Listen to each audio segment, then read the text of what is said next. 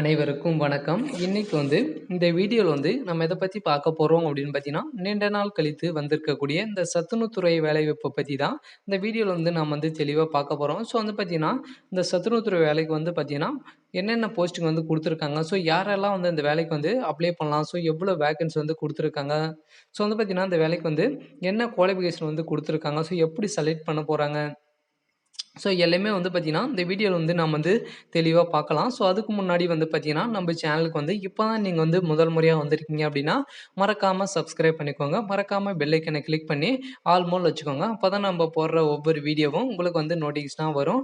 வாங்க வீடியோக்குள்ளே போகலாம்.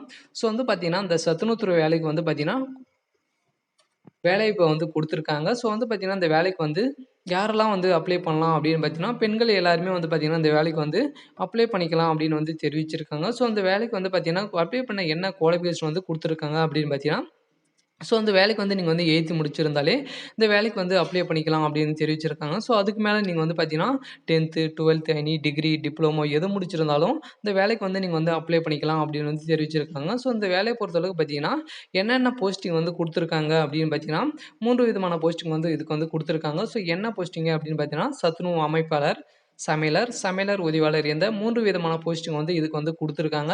ஸோ இந்த 3 விதமான போஸ்டிங் பார்த்தீங்கன்னா எவ்வளோ வேகன்சி கொடுத்துருக்காங்க அப்படின்னு பார்த்தீங்கன்னா மொத்தம் ஒரு 25,000க்கு மேற்பட்ட வேகன்சி இதுக்கு கொடுத்துருக்காங்க.